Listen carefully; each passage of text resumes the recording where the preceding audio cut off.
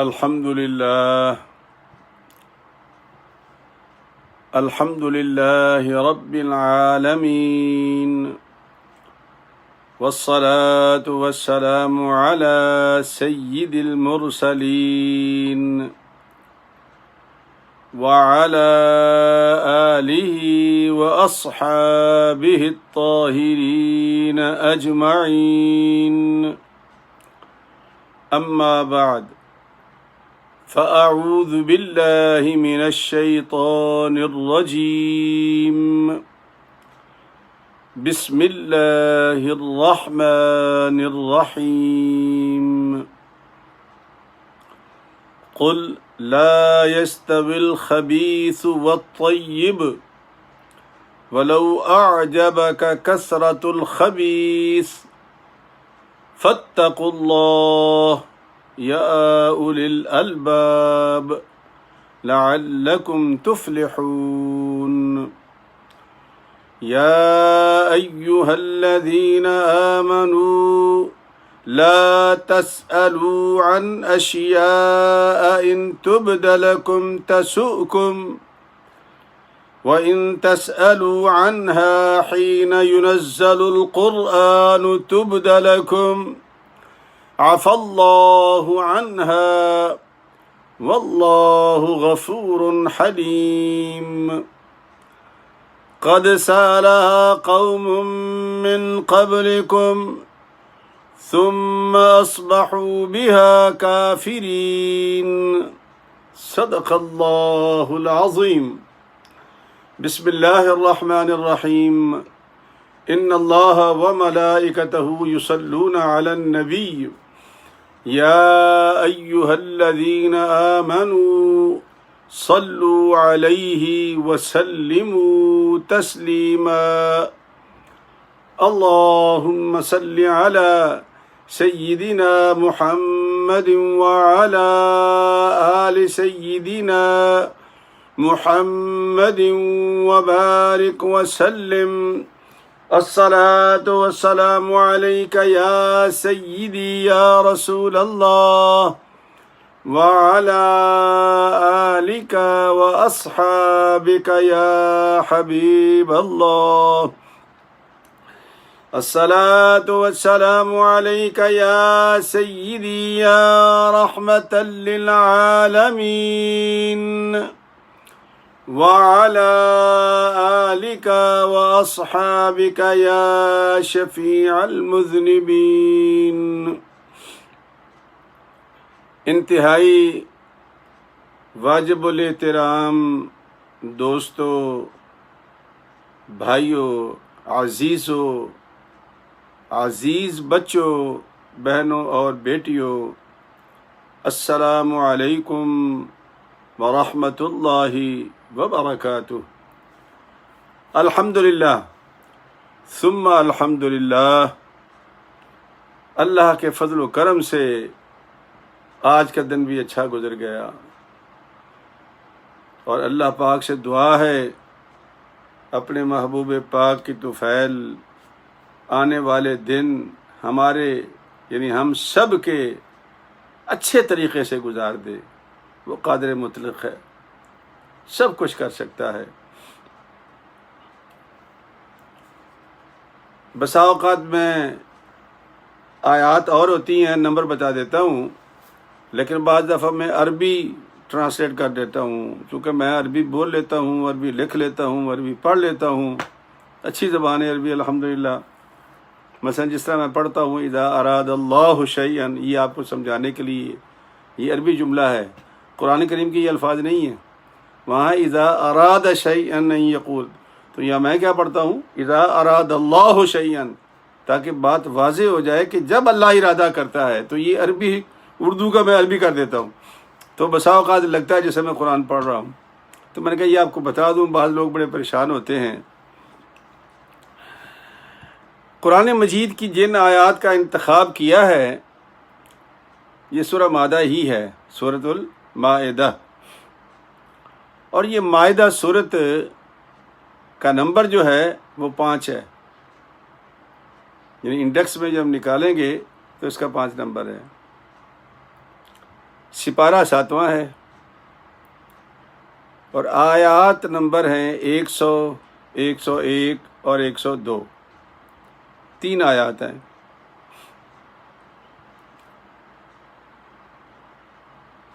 ارشاد ربانی کیا ہے؟ ظاہر ہے کہ یہ شان نزول ہے ہر ہاتھ کا، تقریباً کوئی ایک ایسی آیت ہو جس کا شان نزول نہ ہو، چونکہ یہ 23 سال میں اترا ہے۔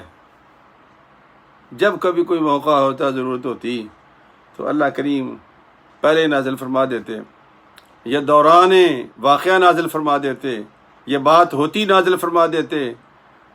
سرکار سواری پر ہوتے تھے تو قرآن سواری پر آ جاتا تھا، سرکار گھر میں ہوتے تھے تو قرآن گھر میں آ جاتا تھا، سرکار سفر حضر میں ہوتے تھے تو قرآن وہاں آ جاتا تھا۔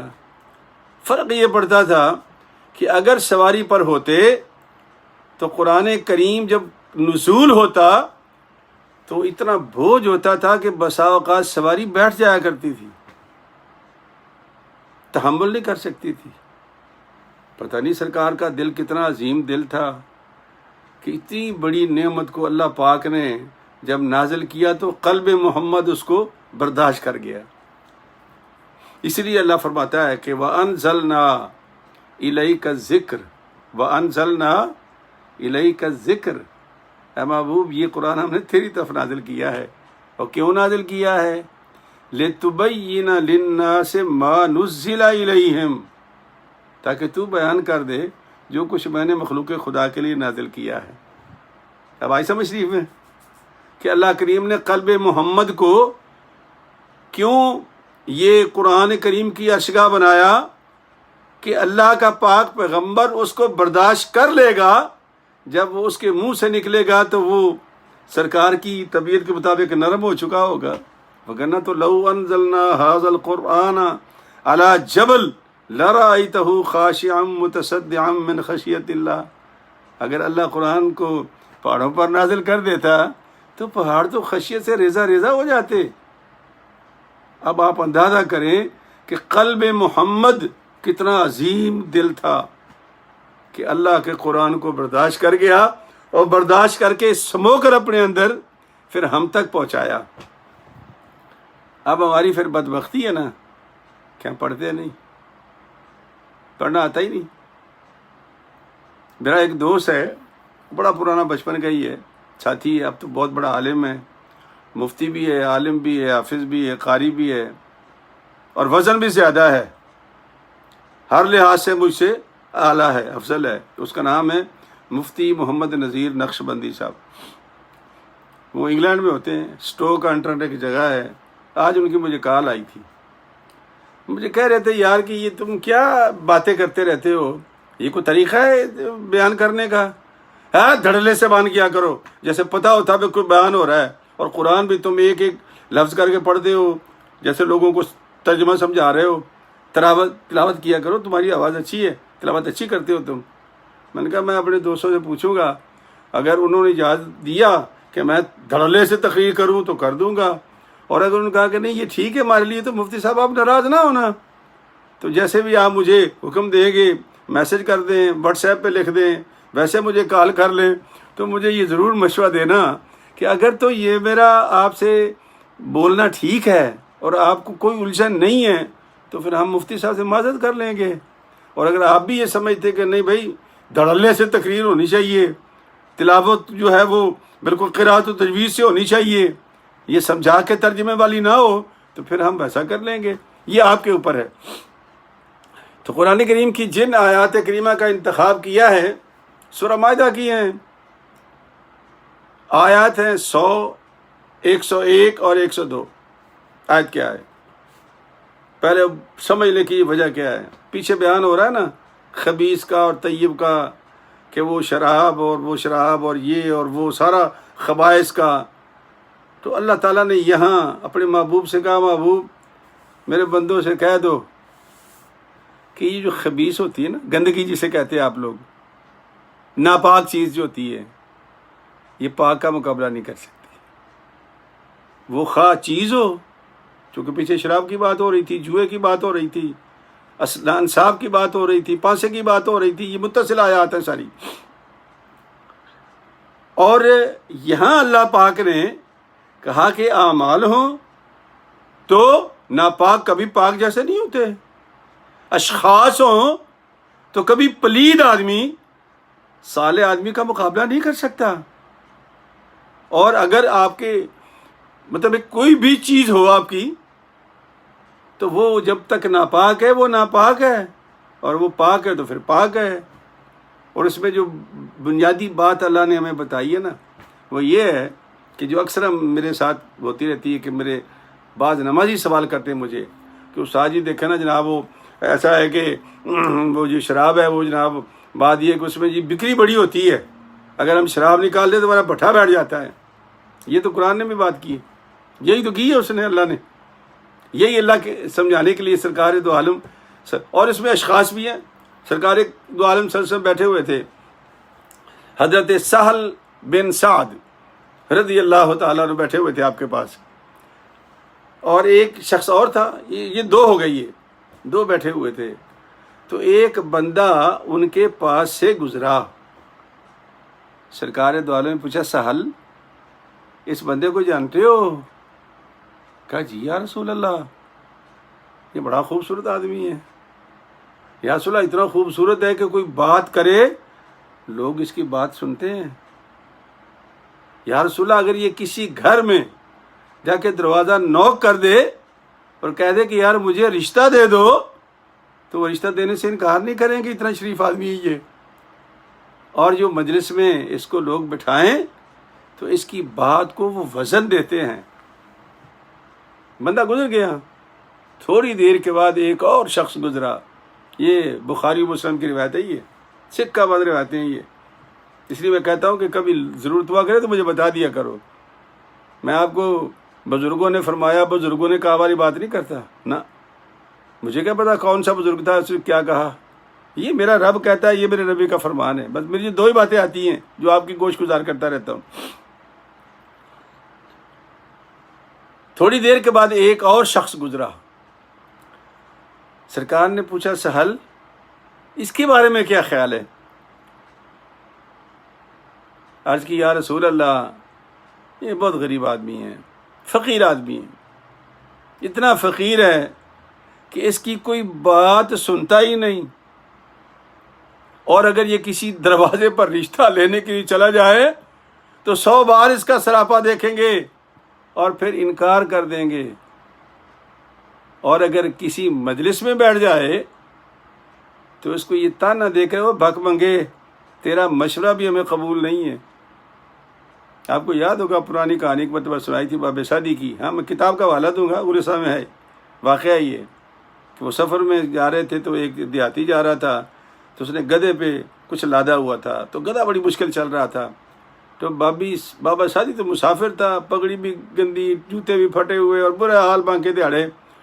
تو ان کہا کہ دوست یہ کیا لدا ہوا ہے اس کے اوپر؟ اس نے کہا جی یہ گندم ہے. تو اس نے کہا کہ دوسرے 2 حصے ہوتے ہیں اس بوری کے، چھٹی اس کو کہتے ہیں پتہ نہیں. کہا ادھر ریت ڈالی ہوئی ہے، ادھر میں نے وہ گندم ڈالی ہوئی ہے، اور میں نے اس کو بیلنس کر دیا تاکہ یہ گدھا آرام سے چلتا رہے. تو بابے ساتھی نے فرمایا کہ یار ایک مشورہ دوں تمہیں. کہا دو. کہا اس کو کھڑا کرو، ریت نکال دو اور یہ گندم آدھی آدھی کر لو، وزن بھی ہلکا ہو جائے گا اور بیلنس بھی ٹھیک ہو جائے گا. تو اس نے سر تاپا بابے سادی کو دیکھا، دیکھ کے کہنے لگا تیری جوتی کہاں ہے؟ کہا پھٹ گئی. کہا کپڑے؟ کہا مسافر ہوں. کہنے لگا تیرے بھوکے ننگے جیسے کا مجھے مشورہ بھی قبول نہیں، کم از کم دانے تو ہے میرے پاس. سرکار کی بارگاہ میں سہل کہتے ہیں یا رسول اللہ یہ اتنا گیا گزرا ہے کہ اگر یہ کسی مجلس میں بیٹھ جائے تو لوگ اس کی بات پہ توجہ ہی نہ دیں. سرکار نے فرمایا کہ اب میں بتاؤں آپ کو. عرض کی یا رسول اللہ حکم فرمایا وہ جو پہلا آدمی تھا اس جیسے لاکھوں بھی ہونا تو یہ اکیلا آدمی اس پہ بھاری ہے. یہ تم کہہ رہے ہو نا کہ یہ بھک منگا ہے، اس کو کوئی رشتہ نہ دے، اس کی کوئی بات نہ سنے، لیکن اللہ اس کی اتنی بات سنے گا. اگر یہ چاہے کہ بستی کو الٹا کر دے تو یہ اب بھی ہو سکتا ہے. یہ وہ شخصیت ہے، یہ وہ ذات ہے. تم نے اس کی ظاہری حالت کو دیکھ کر کے فیصلہ کر دیا؟ کہا نہیں یا رسول اللہ، ہم تو نہیں جانتے، یہ باتیں تو اللہ کا رسول جانتا ہے۔ یہ صحابہ جانتے تھے کہ اللہ کا رسول جانتا ہے، یہ ہمیں نہیں سمجھ آتی اس دور میں، ہم سے تو ثبوت مانگتے ہیں، جی بتاؤ نبی جانتا تھا؟ صحابہ نہیں کرتے تھے نا، جو کہہ دیا سرکار نے مان لیا۔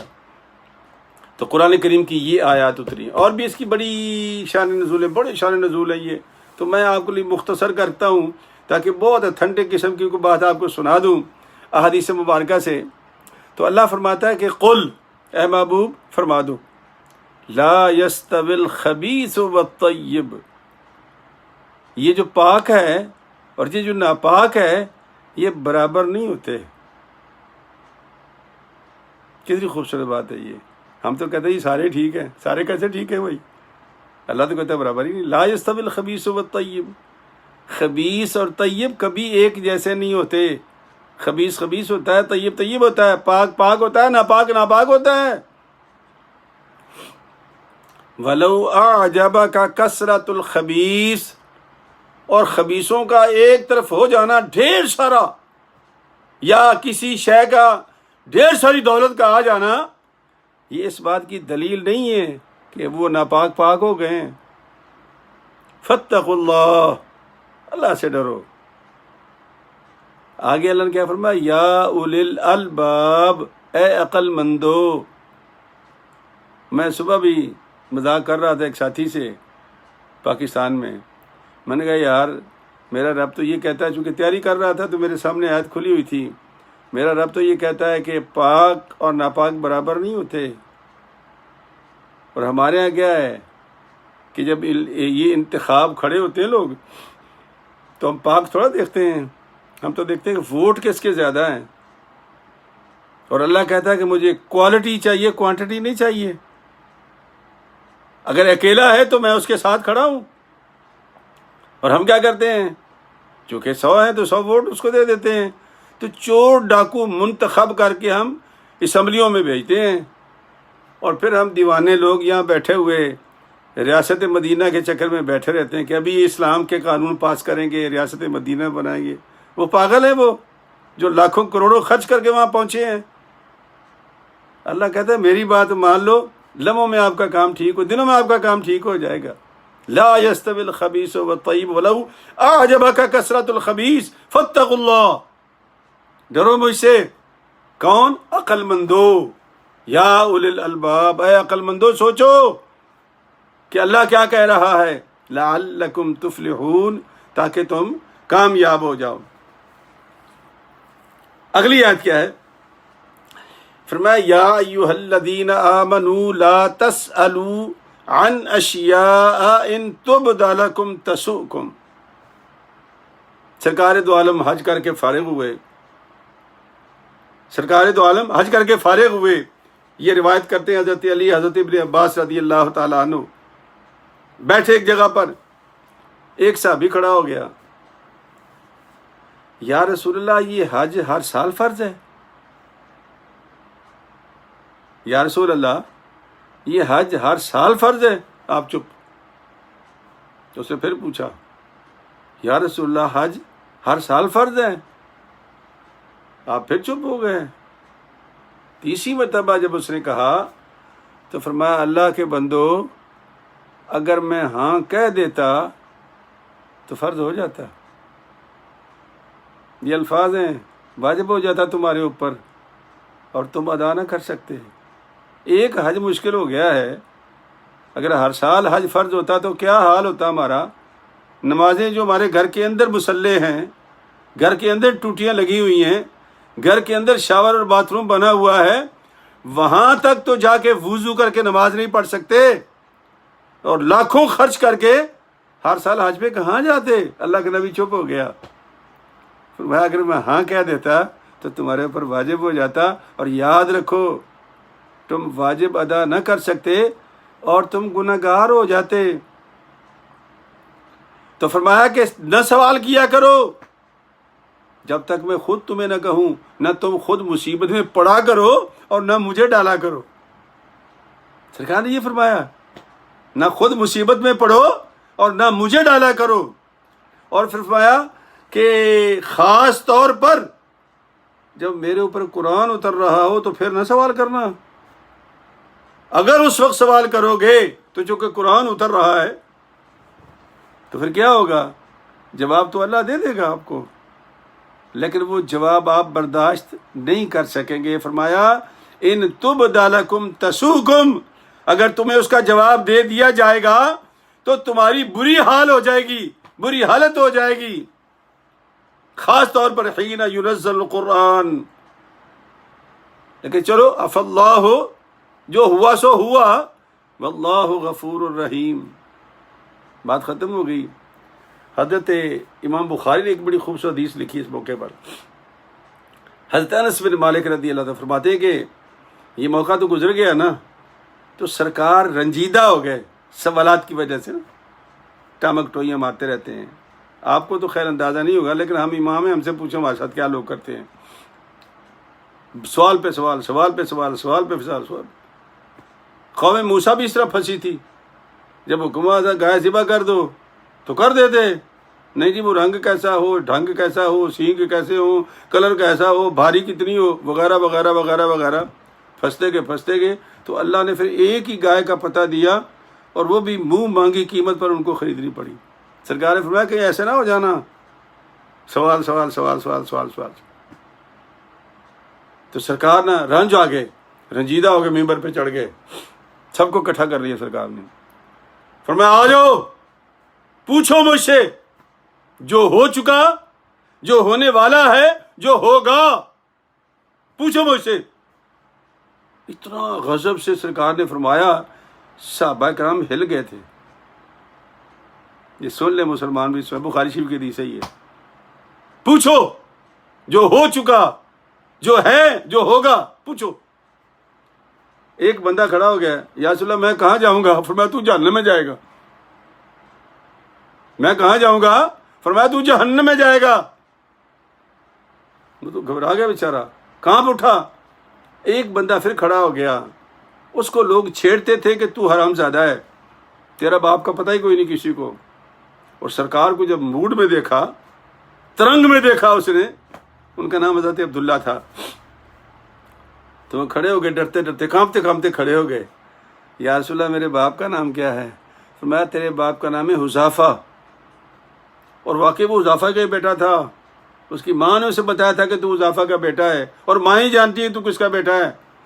لیکن وہ جو محلے والے تھے نا، وہ نہیں مانتے تھے نا. محلے والوں کو تو کوئی نہ کوئی مضمون اور سبجیکٹ چاہیے. آپ کا گڈا باندھنے کے لیے خواب کی بیٹی ہو یا بیٹا ہو، نہ وہ تو اس انتظار میں ہوتے ہیں رشتہ دار ہمارے، اللہ معاف کرے، اللہ معاف کرے، اللہ ماشاء اللہ، کہ وہ کہیں کوئی رمق مل جائے صحیح ہماری کمزوری کی، اس کے بعد اس گلی سے لے کے اگلی گلی تک آپ اس کے قصے کہانی سن لیں. اسی لیے تو اللہ نے کہا تھا بہتان جو ہے نا، یہ سب سے بڑا گناہ ہے. قرآن کریم کی پوری آیات آگے آئیں گی انشاءاللہ کہ کس طرح یہ ہم بہتان باندھتے ہیں لوگوں پر، بیٹیوں پر، بچوں پر. سخت نفرت کی ہے میرے رب نے بہتان باندھنے والوں سے، اور ان کا انجام بھی بیان کیا ہے. تو جب حضرت سرکار دو عالم صلی اللہ علیہ وسلم نے پھر بیان کرنا شروع کر دیا کیا ہوا تھا، کیا ہوگا. سرکار فرماتے ہیں کہ پیدا کرنے والے کی قسم ہے کہ اللہ نے جنت و دوزخ میرے سامنے رکھ دی تھی. لو محبوب دیکھتا جا اور بتاتا جا. جس طرح وہ معراج کی رات ہوا تھا، معراج کی رات ہوا تھا نا، آپ کو یاد ہوگا اگر، کہ وہ جب لوگوں نے کہا کہ یہ تو کبھی باہر گیا ہی نہیں ہے، یہ تو کبھی بیت المقدس کے سفر نہیں کیا، اس کو کیا پتا. کہا اچھا جی اس کے ستون کتنے ہیں، اس کے گنبد کتنے ہیں، اس کا دروازہ کہاں سے ہے. سوالات شروع کر دیے. میرے رب نے مسجد اقصی کو اٹھا کے سرکار کے سامنے رکھ دیا. لا محبوب گنتا جا بتاتا جا، گنتا جا بتاتا جا. یہ ہو چکا ہے. اور یہاں بھی یہ ہوا جب سرکار دو عالم ترنگ میں تھے اور ان کے چہرے سے جلال ٹپک رہا تھا تو فاروق اعظم کھڑے ہو گئے. ایک حدیث میں لکھا ہوا ہے کہ فاروق اعظم نے نبی پاک کے قدم چومے، یہ لکھا ہوا ہے.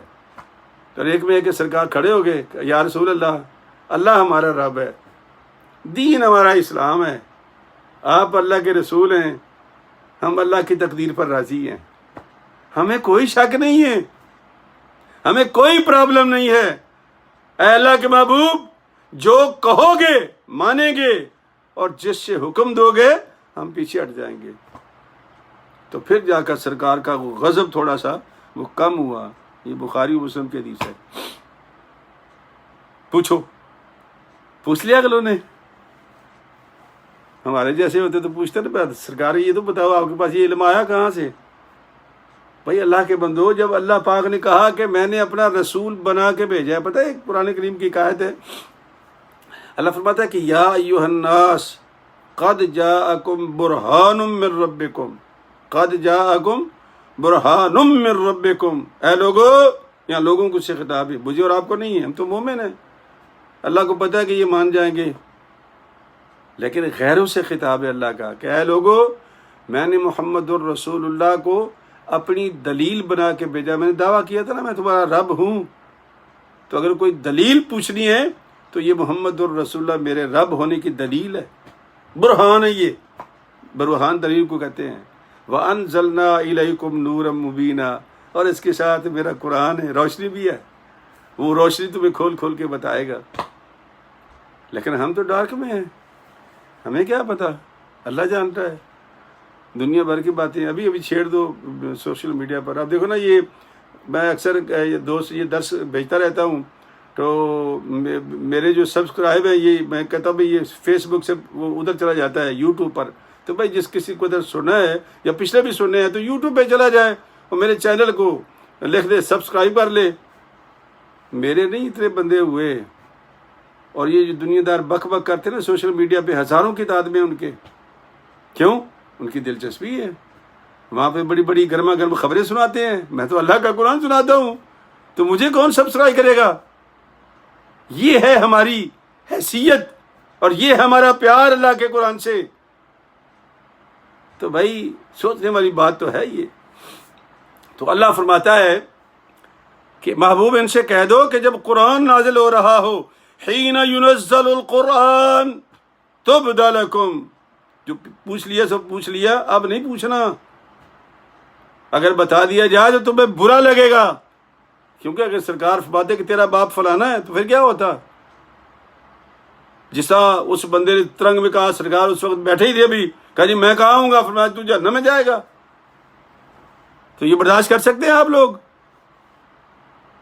حج اگر کہتا نبی ٹھیک ہے بھائی تو فرض ہو گیا تھا. ہم تو ایک نہیں کر سکتے، روز ہر سال حج کہاں سے کرتے ہیں ہم لوگ؟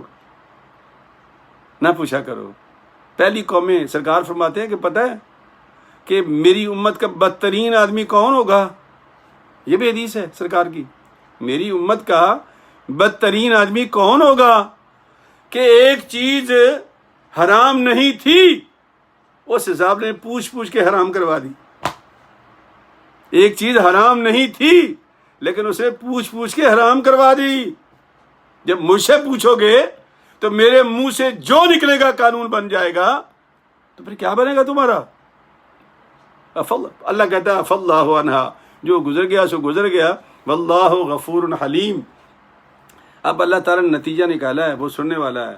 فرمایا قد سألها قوم من قبلکم، قد سألها قوم من قبلکم، تم سے پہلے امتوں نے بڑے سوال کیے تھے میرے نبیوں سے، اور میں کہتا رہا نہ پوچھو. اگر یہ بتا دیں گے تو پھر تمہیں کرنا پڑے گا، اگر نہیں کرو گے تو کافر ہو جاؤ گے. قد سألها قوم من قبلکم، تم سے پہلے لوگوں نے نبیوں سے پوچھ کے اپنے اوپر مصیبتیں نازل کر لیں، اور جب اللہ کے نبی نے بتا دیا ان کو، وہ تو اللہ کے پیغامبر ہیں بھائی، وہ تو اللہ کا حکم لے کے آئے ہیں، جو اللہ حکم دے گا وہ بتائیں گے. تو فرمایا ثم اصبحوا بها کافرین، منکر ہو گئے اور ان کی صبح پھر کفر میں ہوئی. بڑے کھم ٹھونک کے آئے تھے میدان میں، جی کریں گے ہم لوگ، اے اللہ کے نبی بتائیں آپ، ہم کریں گے. لیکن ہوا گیا، نہیں کیا انہوں نے. اللہ کہتا ہے وہ کافر ہو کے مرے. تو اے ایمان والو، کہیں تم بھی ایسا نہ کرنا. تو سرکار کی یہ بات یاد رکھنا. فرمایا میری امت کا بدترین ہے وہ بندہ جس کی وجہ سے چیز حرام نہیں تھی، اسے پوچھ کے حرام کر دی. اس لیے میرے دوستو، میرے عزیزو، قرآن کریم کی یہ 3 آیات جو ہیں 100، 101 اور 102، اس کو ضرور پڑھنا اپنے قرآن میں. آپ کو یہ ساری باتیں میری یاد آ جائیں گی، تازہ ہو جائیں گی ساری۔ اس کا ترجمہ دھیان سے پڑھنا۔ اللہ فرماتا ہے کہ نہ اس چکر میں نہ آنا کہ جی بندے ادھر زیادہ ہو گئے ہیں اور یہ ہم نہ، مجھے کوانٹٹی نہیں چاہیے، مجھے کوالٹی چاہیے، اور کوالٹی ایک اگر ہے، سچا ہے اور سچا ہے، تو میں رب اس کے ساتھ ہوں۔ اس لیے تو ہمیں حکم دیا گیا کہ اپنے امیر کی تابع داری کرو۔ امیر تو ایک ہوتا ہے نا، سارا جہان اس کے ساتھ ہوتا ہے۔ اللہ فرماتا ہے وَأَطِيعُوا اللَّهَ وَأَطِيعُوا الرَّسُولَ وَأُولِي الْأَمْرِ مِنْكُمْ، اللہ کی بھی اطاعت کرو، اللہ کے رسول کی بھی اطاعت کرو، اور جو تم میں اللہ رسول کی طرف سے امیر بنا دیا جائے اس کی بھی اطاعت کرو۔ فَإِن تَنَازَعْتُمْ فِي شَيْءٍ فَرُدُّوهُ إِلَى اللَّهِ وَالرَّسُولِ، اگر امیر سے کوئی جھگڑا ہو جائے تو پھر لوٹو قرآن و حدیث کی طرف، قرآن و سنت کی طرف، کہ جو میرے رب نے کہا اور جو میرے مصطفیٰ نے فرمایا، یعنی اللہ کا کلام، مصطفیٰ کا فرمان، اس روشنی میں جو فیصلہ کرو گے وہ اللہ کا فیصلہ ہوگا۔ تو اللہ تبارک و تعالیٰ بھی ہمیں، اچھا وہ مجھے بتانا ضرور ہے، میں نے مفتی صاحب کو جواب دینا ہے، مجھے میسج کر دیں، واٹس ایپ کر دیں۔ تو اور یہ میرا تو یہ انداز ہے جیسے آپ کے سامنے ہے، وہ کہتا نہیں خطیبانہ جملے کہا کرو اور بڑا زور شور سے، اور جناب تلاوت بھی قاریوں کی طرح کرو۔ تو میں اس لیے آرام سے پڑھتا ہوں تاکہ لفظوں کا ترجمہ بھی ہم سمجھتے جائیں۔ تو اللہ تعالیٰ ہمارا حامی و ناصر ہو، اور جس طرح آج ہمارا دن گزرا، اللہ آئندہ دن بھی اچھے گزارے۔ جو بیمار ہو گئے بیچارے کسی وجہ سے بھی اللہ پاک ان کو شفا دے، اور جو دنیا چھوڑ گئے اللہ تعالیٰ ان کی آخرت بہتر کر دے۔ وآخر دعوانا ان الحمد للہ رب العالمین۔ السلام علیکم ورحمۃ اللہ وبرکاتہ۔